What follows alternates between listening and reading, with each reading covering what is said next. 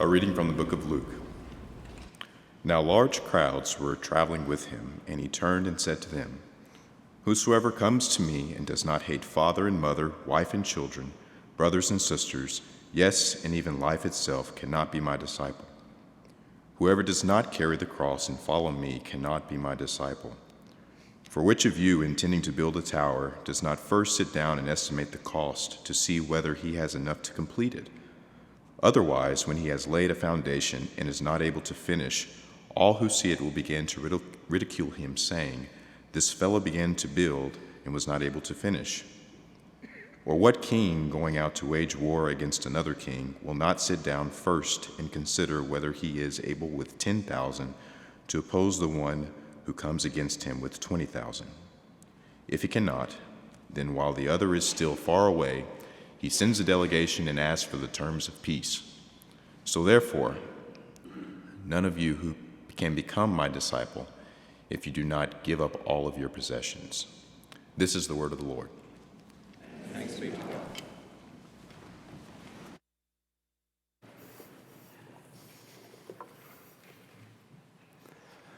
On March 2nd, 1962, one of the greatest basketball games of all time was played.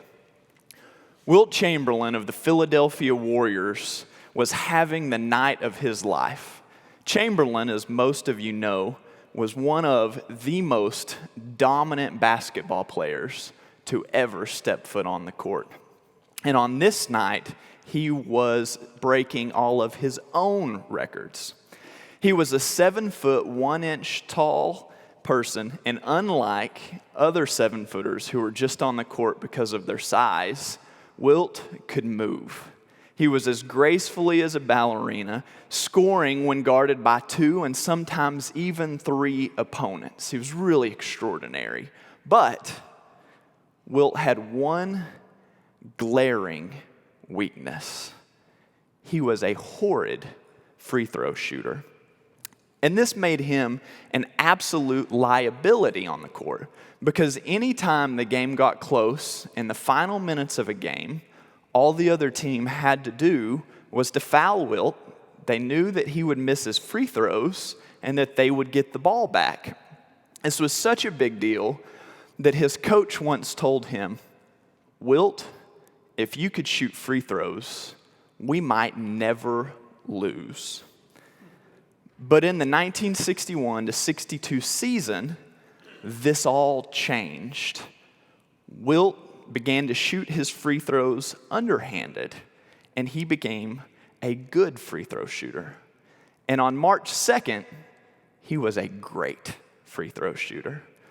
Wilt scored over 100 points that game, and he made 28 of 32 free throws, which is the most free throws that anyone has ever made in a single basketball game.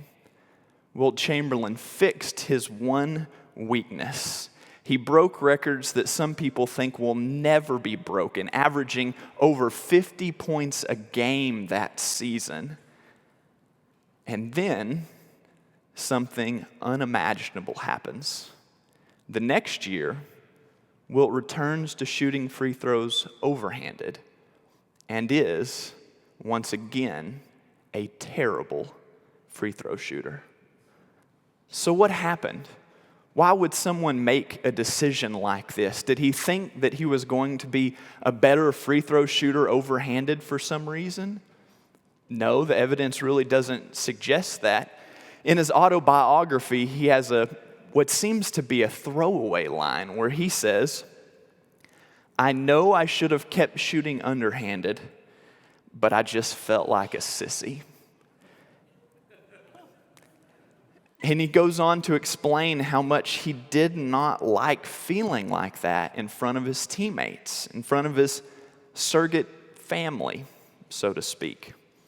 So when the author Malcolm Gladwell retells this story, he concludes that even though Wilt knew the right thing to do, he couldn't do it because of the pressures that he felt from those closest to him, whether those pressures were real or imagined. And it's this kind of pressure that I think Jesus is warning us about in our passage today when he speaks of hating one's own family even. Any kind of pressure that causes us not to do the right thing, no matter where that pressure comes from, even our families. And I know what you're thinking. You've been thinking it ever since you heard the scripture read. Hating one's father and mother, isn't that pretty strong language? Surely Jesus didn't mean it that way, because doesn't one of the 10 Commandments say that we're supposed to honor our father and mother even? And yes, it does. That's actually a pretty good place to start. To understand the one, we might better understand the latter. And so, imagine with me, this is the first century world. In the first century world, land and vocation are passed down from father to son, and so on and so on.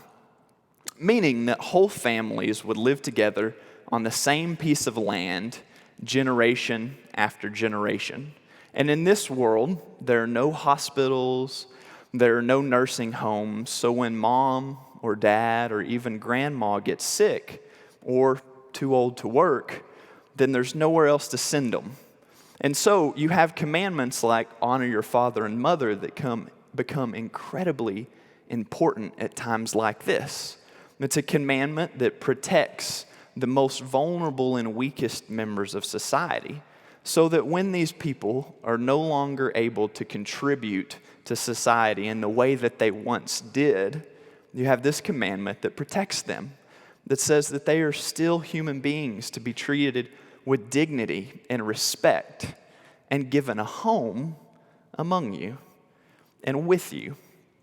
So pretend with me that you are a person living in this world with your extended family on the land that's been in your family for a very long time.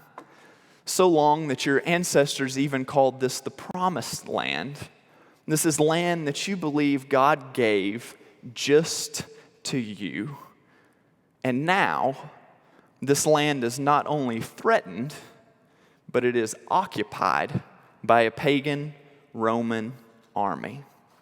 And you, along with the rest of your family, dream of an uprising. You dream of an anointed one like David who will come and lead you all in open revolt and overthrow this Roman rule. You see, Romans, they're the enemy. They are threatening your way of life. They have their hands in the priesthood, threatening your very religious liberty. You have no freedom of speech because most everyone who openly speaks out against it or attempts to raise any type of resistance is silenced in the name of peace. You are not free as you believe you ought to be free. This is the story that your grandma believes. This is the story that your father believes. This is the story that you were raised to believe. But then something happens to you. Something that threatens to change the way you see the whole world. One day, you follow the crowd outside of town to hear a man speak, a man that has the whole countryside in an uproar. His name is Jesus. And he sits on the side of the hill and he begins to speak to the whole crowd, but it feels as if he's speaking directly to you. Blessed are the poor in spirit, he begins, for theirs is the kingdom of heaven. And blessed are those who mourn, for they will be comforted. And there's not a person present who makes a sound as Jesus continues. And you have heard that it was said, you shall love your neighbor and hate your enemy. But I say to you, love your enemies and pray for those who persecute you. And it's as if a lightning bolt has shot straight through your heart.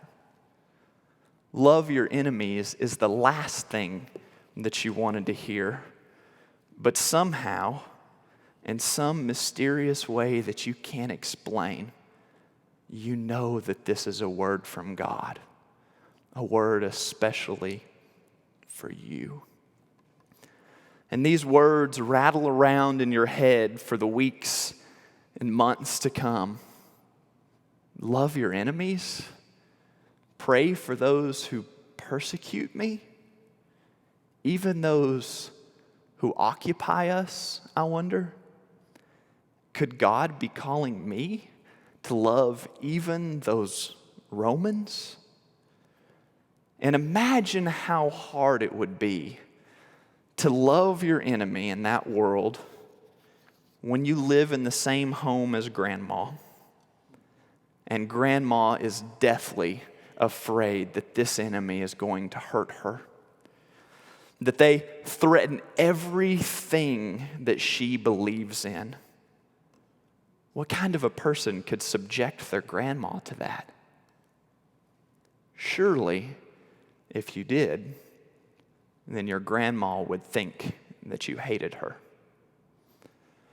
Or imagine trying to sell all of your things and give to the poor, as our passage ends today. If your grandchildren also live with you and use those same things, it's not at all unlikely that your children would use words as strong as hate to describe your actions. So if following Jesus comes at such a cost, who can pay it? The way of Jesus is almost always more demanding and dangerous than we realize. And the biggest danger, I think, in preaching a passage like this is that most of us preachers want to protect you from it and protect ourselves from it. We want to make it softer. But it is a radical text that is as provocative today as it was back then. Now, to be clear, I don't think Jesus is making a declaration about the way things should be in hating our father and mother. I think he's making an observation about the way things sometimes are. Following Jesus' way of life is demanding and costly, and not many are able to do it, especially those tasked with caring for the needs of their family. How can we love our enemy when our spouse may be in danger? How can we sell all that we have and give it to the poor when we have our children's college funds to think about? I'm sure many of you can think back into your own conversion experience, or maybe other times throughout your life where you remember or felt that special tugging in your heart. A time where you were filled with the desire to give more of yourself, or more of your time, more of your money, or to go somewhere and to help someone in need. But something, or maybe even someone, held you back. Maybe your parents guilted you into staying closer to home. Your spouse talked you down off the ledge before you gave away the entire retirement fund. Or you thought of your children before you decided to travel to that dangerous place or to quit your day job. These are the tensions that we live in, the difficult decisions that we must make. But there are also times where we might be like Wilt Chamberlain, where we know the right thing to do, but won't do it. We know the enemy that we ought to love or the outsider that we ought to help, yet we feel pressure. Real, maybe imagined. But that pressure keeps us from doing what we know to be right.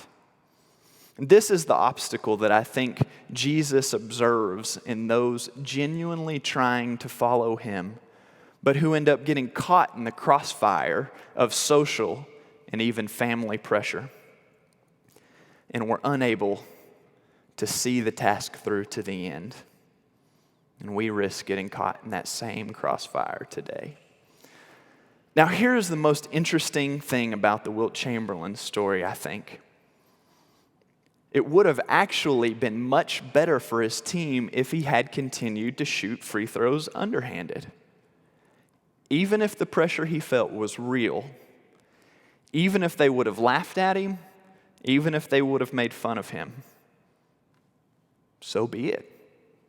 In the long run, what his team really needed for him to do was to shoot underhanded anyway.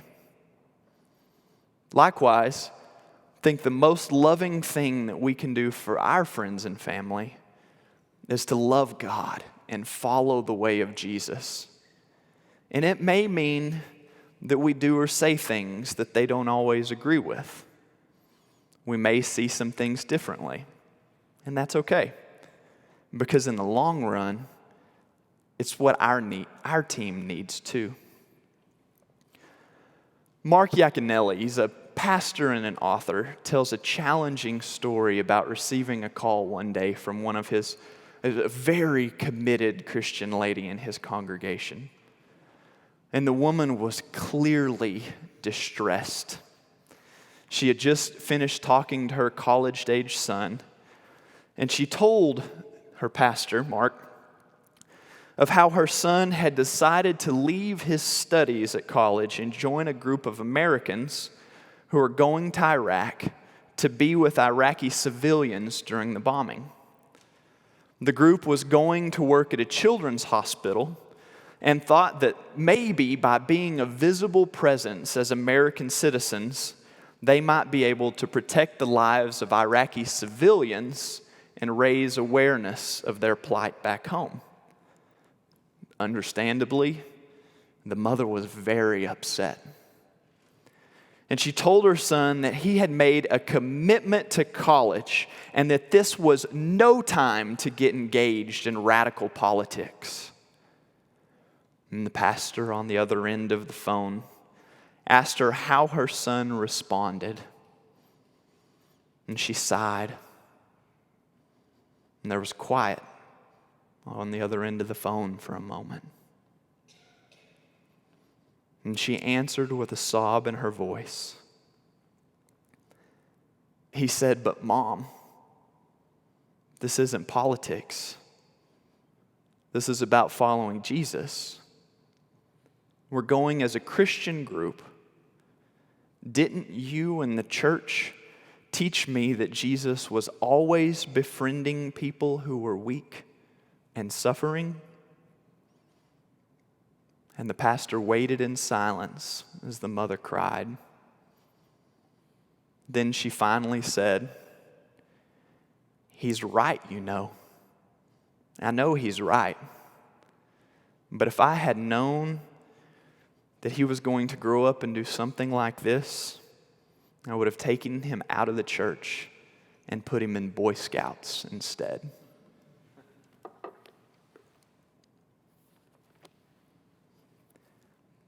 Whoever comes to me and does not hate father and mother, wife and children, brothers and sisters, yes, even life itself, cannot be my disciple. Whoever does not carry the cross and follow me cannot be my disciple.